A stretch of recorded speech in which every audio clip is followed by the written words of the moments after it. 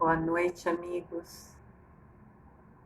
Estamos mais uma semana, uma quarta-feira, em que nos propomos a refletir sobre algumas passagens do nosso Mestre Jesus, o irmão maior, um Cristo encarnado na Terra e que, por não caber nos livros tudo o que ele ensinou, tudo o que ele presenciou, tudo o que ele vivenciou, então, Humberto de Campos, um espírito de um escritor da Academia Brasileira de Letras, desencarnado, através da psicografia de Francisco Cândido Xavier, resgata do mundo espiritual essas passagens, essas nuances, esses bastidores e esses ensinamentos que servem para nós de reflexão, para a imortalidade das nossas almas.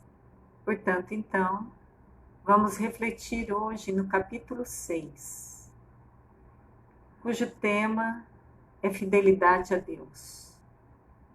Diz então Humberto de Campos que depois das primeiras prédicas de Jesus, respeito aos trabalhos ingentes que a edificação do reino de Deus exigia dos seus discípulos, esboçou-se na fraterna comunidade um leve movimento de incompreensão. Olha só, para que a gente venha a nos posicionar. Nós tínhamos um Cristo encarnado, mas tínhamos 12 discípulos que eram tais quais nós. Os instrumentos humanos que um Cristo utilizou para nos trazer as verdades universais foram iguais a nós. Não eram anjos encarnados, eram humanos, trabalhadores, com as mesmas lutas, as mesmas dúvidas, as mesmas dificuldades que a humanidade da Terra apresenta. E isso está a beleza do Cristo Jesus, para nos dizer que é possível, para nos dizer que é escolha, para nos dizer que a ilusão pode ser substituída pelas verdades imorredoras das almas imortais. Então, aquele pequeno grupo de discipulado apresentava, então, um leve movimento de incompreensão, que é uma pergunta, pois a boa nova reclamaria tamanhos sacrifícios? Olha só, as reflexões que nos primeiros movimentos de pregações do Cristo provocou nos discípulos. Nossa, teremos que ter muitos sacrifícios? Em que está baseado esses sacrifícios? Quais são esses? Então, o Senhor, que sondava o íntimo de seus companheiros diletos, os reuniu uma noite. Olha só. Sondava o íntimo dos companheiros diletos, ou seja, um Cristo. Não precise que a gente verbalize para ele. Ele sabe o que se passa no íntimo de cada um de nós. Por isso é com muita propriedade que nós dissemos que esse barco grande, essa nau chamada Terra, tem um comandante do mais alto teor de competência e habilidade para conduzir essa grande nave, Terra e essa grande humanidade aos fins precípios, os fins determinados por Deus nosso Pai, que é a fatalidade de sermos luzes, como já somos, mas perfeitos, dentro da condição que a Terra nos permite. Portanto, aqui temos a notícia de que Jesus, um Cristo encarnado, mesmo revestido de corpo de carne, conhecia a cada um de nós. É um Cristo, independente se está em altas esferas vibracionais ou se está aqui pisando e ombreando conosco a existência na Terra, nos conhece a cada um. É um irmão maior. Deus confiou a ele a humanidade da Terra e talvez outras humanidades no processo de evolução, para que nos conduzisse com segurança nessa grande nave escola chamada Terra, para que venhamos a assumir nossa filiação, fazendo de acordo com a vontade do Pai. Então, o Senhor, que sondava o íntimo de seus companheiros diletos, os reuniu uma noite, quando a turba os deixava a sós. A grande multidão que seguia, nas prédicas, nas preleções, nas curas, acompanhava sempre uma grande multidão. E nesse momento de intimidade, em que a turba, a multidão já tinha se afastado e deixava a sós, e já haviam passado algumas horas sobre o pôr do sol. Então aí poderíamos imaginar, se fosse no Brasil, umas 8, 9 horas da noite, que para 2000 anos atrás é uma hora avançada, já que não tinham recurso de iluminação, apenas as candeias que queimavam um combustível para produzir luz. E aí Jesus usa uma técnica para que os discípulos verbalizassem. Qual a técnica? Interrogando-os vivamente, provocou a manifestação dos seus pensamentos e dúvidas mais íntimas.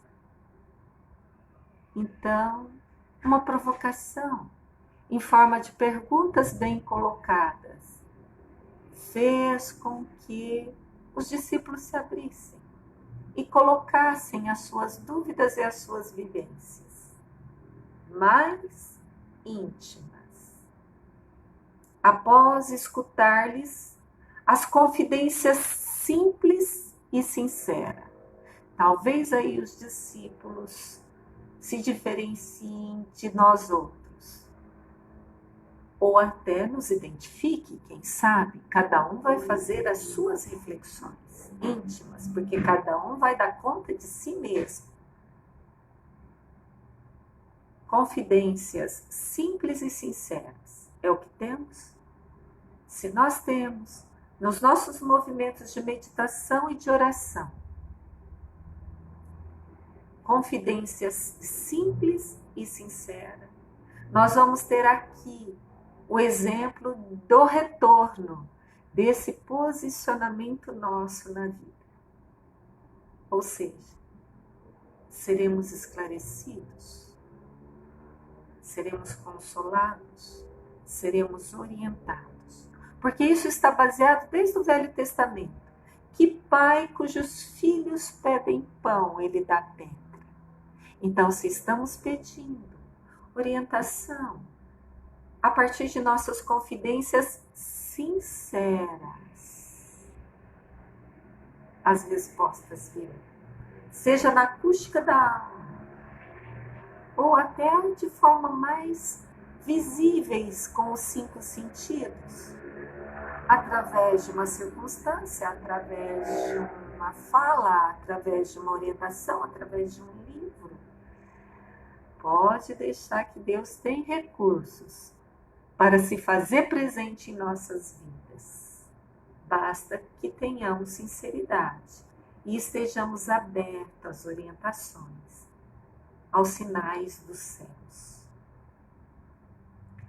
E então, o mestre ponderou a partir daquelas confidências simples e sinceras. Então, aqui vem o ensinamento.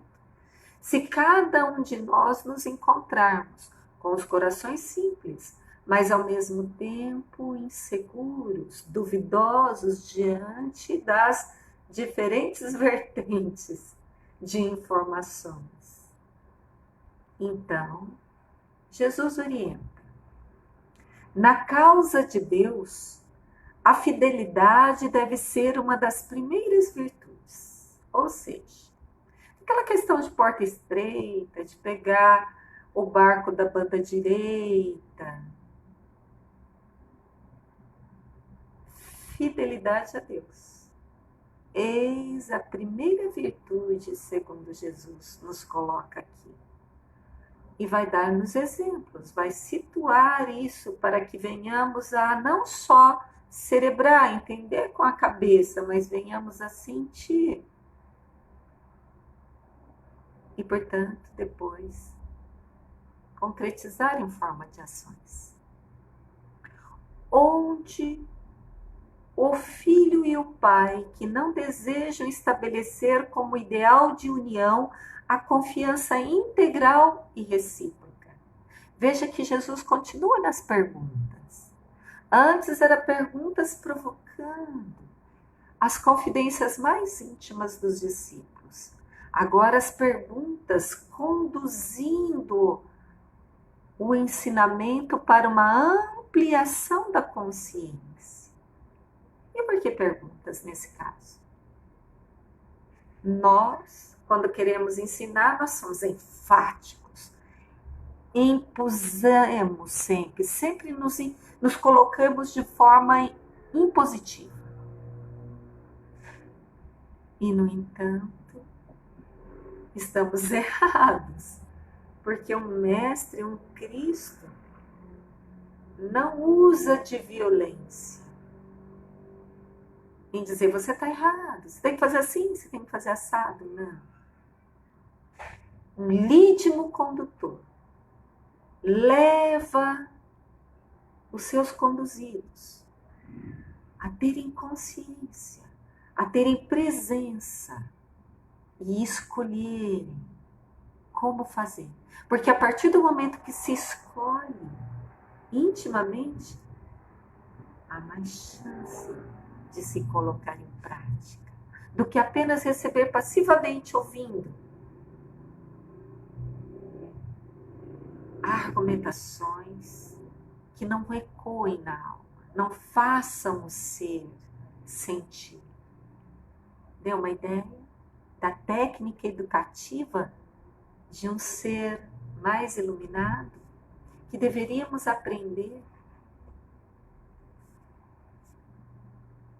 Onde o filho e o pai que não desejam estabelecer como ideal de união a confiança integral e recíproca, nós não podemos duvidar da fidelidade do nosso pai para conosco.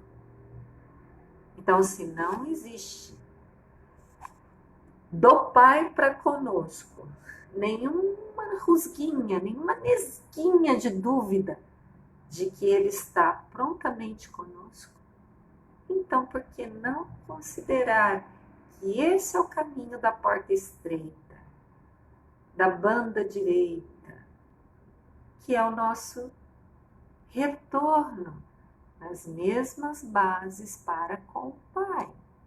Porque, na final, a filiação não é consanguínea, não tem sangue.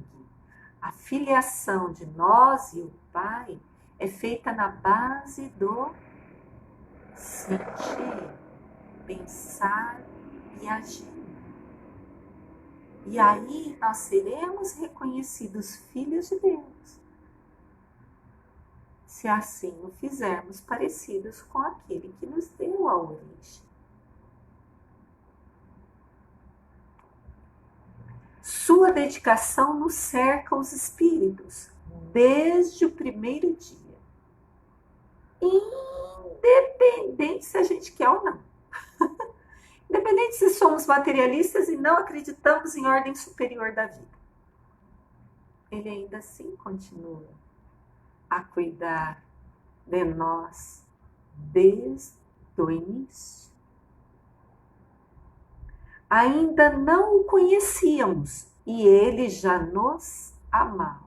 Oh, gente, é fácil de imaginar isso. Vamos pensar num casal que está gestando uma criança. A criança que não nasceu, que não cresceu baseada nos processos de amadurecimento da ordem material de nascimento biológico. Não conhece os pais, mas os pais antes disso já o amam. Então é fácil de imaginar isso para com Deus. Antes mesmo de a humanidade da Terra compreender que tem uma ordem superior, ele já atuava em nossas vidas, independente se conhecíamos ou não. E acaso poderemos desdenhar a possibilidade da retribuição? Continua Jesus nas perguntas. Podemos desdenhar então se sempre recebemos, desde tempos imemoriais, o seu cuidado, a sua condução, o que se requeria. Nós podemos desdenhar isso? Pergunta Jesus para nós. Pergunta o Cristo a nos conduzir. O verdadeiro ajuste mental, para que saiamos dos nossos pensamentos de ilusão, de desajustamento, com o que é lídimo, verdadeiro e, portanto, que vai permanecer para a eternidade. Não seria repudiarmos o título de filhos amorosos, o fato de nos deixarmos absorver no afastamento, favorecendo a negação?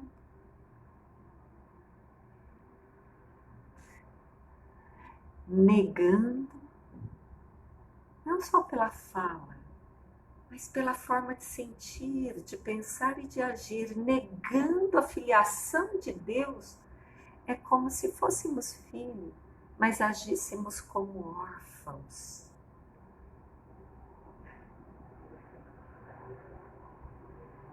De tocar o nosso âmago. O que é fidelidade? Fidelidade é estender para Deus, mas não é em forma material para Deus, porque Ele é um ser imaterial, mas é estender aos demais irmãos da filiação, que estaremos fazendo para Deus. E aí equivoca-se um monte de religião que coloca que Deus precisa de dinheiro, que Deus precisa da sua doação material. Não. Isso é fácil de ilustrar. Quando é que os pais biológicos sentem confiança com alguém? Quando esse alguém tem movimento de alma generoso para com seus filhos. Assim é com o nosso Pai Celestial. Recebemos dele incondicionalmente, porque a fonte é incondicional, flui, independente se a gente quer ou não. Nós usamos esse recurso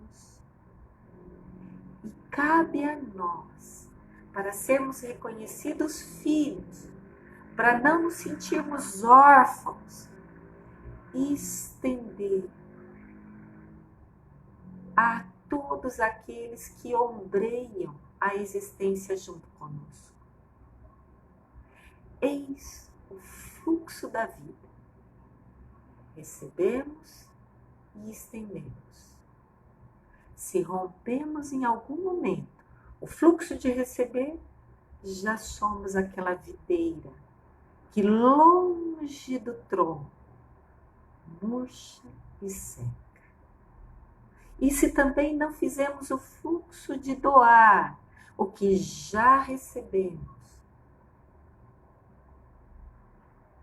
em fazendo aos nossos irmãos, seja bem próximozinhos, família, seja um pouquinho mais distante, trabalho, um pouquinho mais distante, comunidade que estamos inseridos, um pouquinho mais distante, coletividade da Terra, se não fizermos a extensão do que recebemos, é também o rompimento do fluxo divino. E a videira continuar bela e formosa, mas os ramos que somos nós secaremos.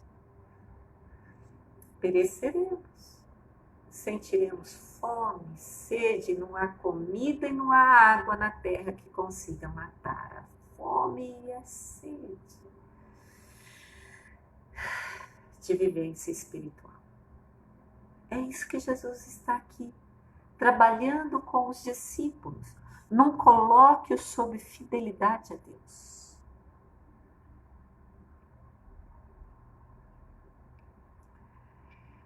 Como os discípulos o escutassem, atentos, bebendo-lhe os ensinos, o mestre acrescentou: tudo na vida tem o preço que lhe corresponde.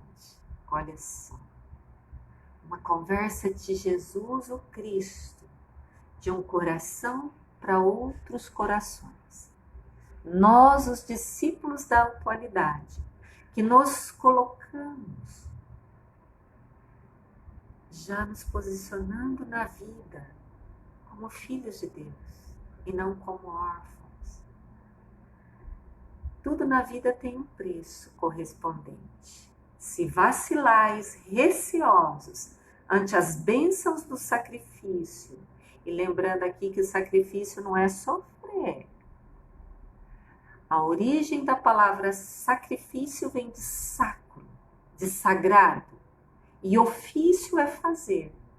Fazer sagradamente. Então, se eu tenho que cuidar do doente, fazer sagradamente, como algo santo, sacro. Se eu tenho que trabalhar 8 horas por dia, fazer sacramente. Eis o sacrifício. Não é lesão do corpo, não é acrescentar sofrimento, não é ficar triste. Não. Fazer como santo, como divino. Tudo na vida tem um preço que lhe corresponde. Se vacilais receosos ante as bênçãos do sacrifício, do fazer sagrado e as alegrias do trabalho, se vacilamos ante essas bênçãos, meditai, pense, reflita, que se vacilamos nos tributos que a fidelidade ao mundo exige. Olha a diferença entre a paz do mundo e a paz do Cristo. A paz do Cristo nada exige. Agora, a paz do mundo, para você conseguir, vai ter que pagar altos preços. Nós vamos ter exemplos aqui, que os discípulos vão nos dar pelo menos 3 exemplos do que é a paz do mundo e o que ela traz. Já já nós veremos. Mas vamos continuar aqui, bebendo na fonte da fala do Cristo. Os tributos da fidelidade que o mundo exige. Então tem uma fidelidade a Deus e uma fidelidade ao mundo. Fidelidade a Deus é fazer um santo ofício. Fidelidade ao mundo, ingentes dores. Vamos ver? O prazer não costuma cobrar do homem um imposto alto e doloroso. O prazer implica aqui que o Cristo está falando é aquele que a gente quer para si, mas que interfere no outro. Por exemplo, se nós ajuntamos muitas coisas para nós, isso significa que está faltando para o outro, entendeu? Então, o prazer do mundo sempre vai trazer um imposto alto e doloroso. Quanto pagarão em flagelações íntimas o vaidoso e o avarento? vamos juntar, vamos comprar, vamos ter. Vai faltar para outros. E aí o imposto da flagelação íntima, porque o ciclo chamado de vida, nascer, que finaliza em morrer, isso não implica final de vida. Morrer é fim de nascer, é final de nascer, mas vida continua. E aí então o ser dá de cara com ele mesmo, sem gavetinha no caixão. Então, vaidoso e avarento, paga altos tributos íntimos. Qual o preço que o mundo reclama ao gozador e ao mentiroso? Perguntas de Jesus, para que venhamos a refletir.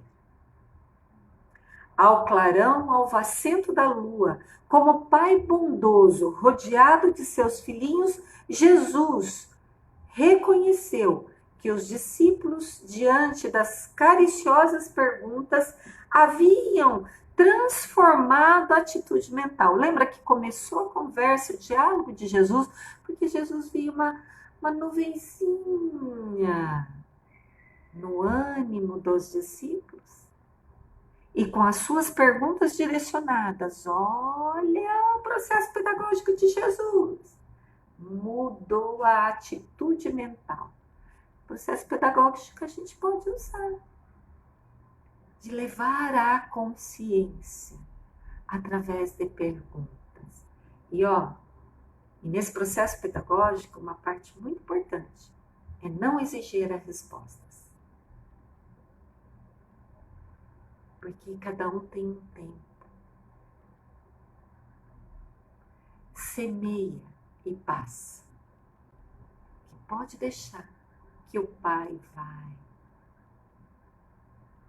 trazendo a semente ao processo de germinação. Como Jesus percebeu que houve uma mudança na atitude mental dos discípulos e dá para ver que todo problema tem a sua raiz nos pensamentos, nos medinhos, nos cri-cris dos grilos que se coloca na cabeça, no pensamento. Pensamentos são prisões ou são libertações. Depende de quais pensamentos que escolhemos ter. Está no nosso querer, em escolha, em livre-arbítrio. Então, percebendo que mudou a atitude mental através desse processo pedagógico que Jesus fez, os discípulos abriram a boca e deram 3 exemplos de como o mundo cobra os tributos quando se escolhe não fidelidade a Deus, mas fidelidade ao mundo. Timidamente, Tiago, filho de Alfeu, contou a história de um amigo que arruinara a saúde por excessos nos prazeres condenáveis. Alguém conhece essa história? De alguém que ou abusou de alimentação, abusou de bebida, abusou do fumo, abusou da sexolatria e ou contraiu uma doença venérea, uma cirrose ou um câncer de pulmão. Está vendo como os exemplos do passado, de 2000 anos, ainda estão aqui. A humanidade da Terra pouco ainda mudou. Tadeu, outro discípulo, falou de um conhecido que depois de ganhar grande fortuna, se havia tornado avarento e mesquinho, a ponto de privar-se do necessário para multiplicar o número de suas moedas, acabando assassinado pelos ladrões. Porque é assim, quando a gente guarda recursos, prende recursos e não compartilha, lembra? Recebemos da fonte, devemos compartilhar. Se rompe esse fluxo, o ramo da videira seca e murcha. Ladrões roubam, assassinam aquele que tinha ganhado muito dinheiro. Mas em vez de pôr esse dinheiro para trabalho, do bem-estar dele e dos demais, da filiação. Reteve.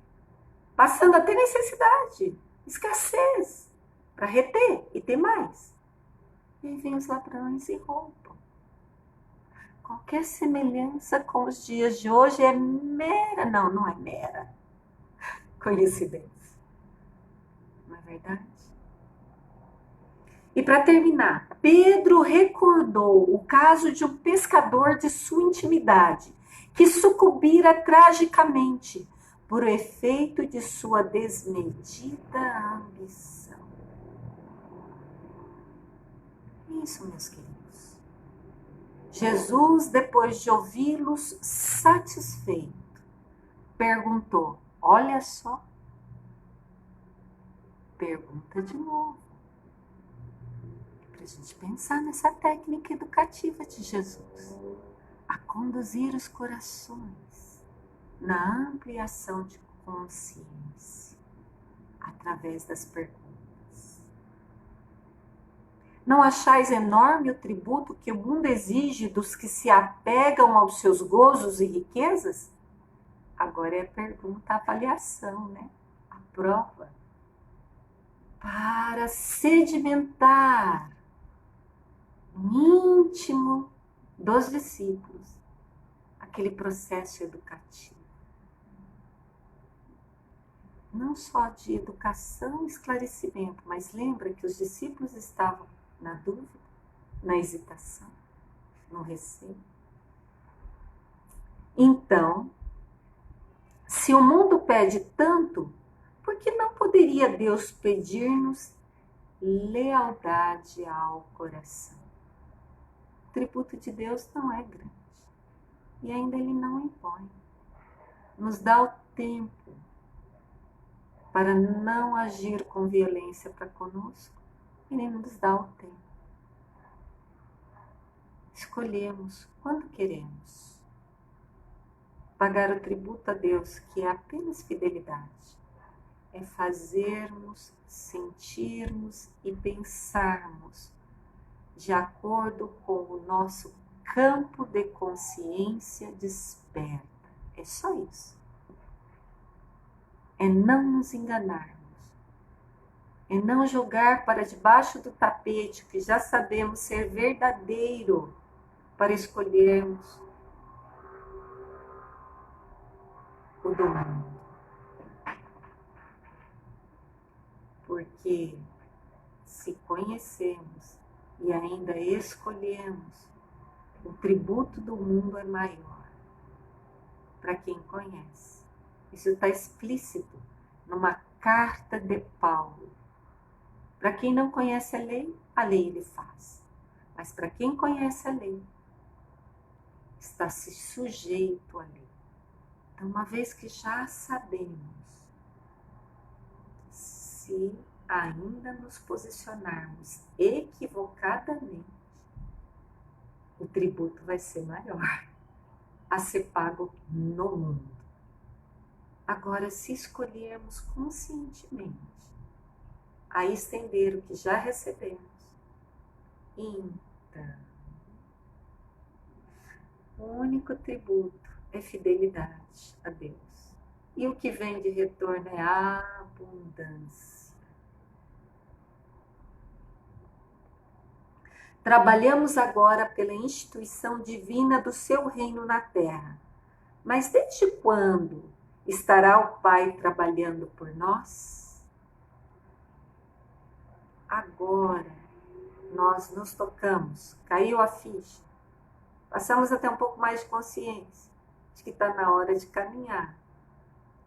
Não mais por veredas, mas pelos caminhos retos. Não mais dando voltinhas, mas ir mais retamente. Diz o Mestre Jesus que agora nós estamos trabalhando o reino nos nossos corações, aqui na terra. Mas desde quando estará o Pai trabalhando por nós? Nós vamos permanecer hoje nessa pergunta. Desde quando o Pai trabalha por nós? Reflitamos. sintamos e vivenciemos esses ensinamentos. Paz para todos.